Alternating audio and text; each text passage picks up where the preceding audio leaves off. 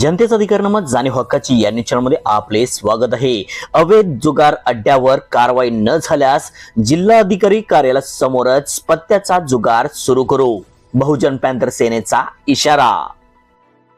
सोलापूर शहरातील अवैध जुगार अड्ड्याविरोधात बेमुदत धरणे आंदोलन आजचे 6वा दिवस पोहोचला आहे। या आंदोलनात बहुजन पॅंथर सेनेच्या संस्थापिका अध्यक्षा सौ निशाताई बचुटे, महाराष्ट्र राज्य कार्याध्यक्ष सोहेल जहागीरदार, पश्चिम महाराष्ट्र महिला अध्यक्षा सरस्वती चौगले, सांगली जिल्हा महिला उपाध्यक्षा अक्काताई कांबळे, पश्चिम महाराष्ट्र अध्यक्ष प्रकाश खैरमोळे, पश्चिम महाराष्ट्र संघटक बिपिन खिल्लारे, जत तालुका अध्यक्ष अक्षय वाघमोरे, बहुजन हक्क अभियानचे महाराष्ट्र प्रदेश अध्यक्ष रफिक बागवान, जिल्हा सचिव अफजल शेख, सोलापूर जिल्हा कार्याध्यक्ष सैफन मुजावर आणि जिल्ह्यातील सर्व पदाधिकारी मोठ्या संख्येने उपस्थित होते।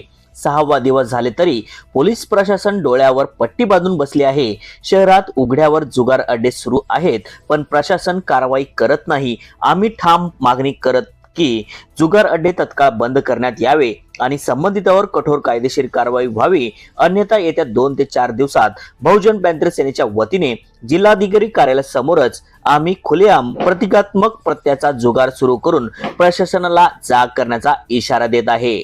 न्यूज चॅनल नेटवर्क सह क्रांतिकारी जय भीम। मी निशाताई बचुटे, बहुजन पॅंथर सेना संस्थापक अध्यक्ष।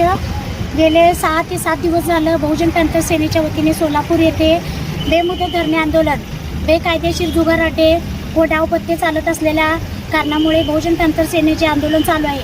तरी पण प्रशासनाने याची आजपर्यंत कोणतीही दखल न घेतल्यामुळे आज आम्ही जिल्हाधिकारी कार्यालय यांना निवेदन दिलेले आहे। यांनी आमच्या या इथून पुढच्याही कार्याची जर दखल नाही घेऊन त्यांच्यावर कायदेशीर कारवाई नाही केली तर इथून पुढील कार्य आम्ही तीव्र आंदोलन करू किंवा आम्ही शासनाच्या दारामध्ये जुगार अड्ड्याचा डाव मांडून आम्ही प्रशासनाला जुगार अड्ड्याविरोधात गुन्हे दाखल करायला भाग पाडू। जय हिंद, जय महाराष्ट्र।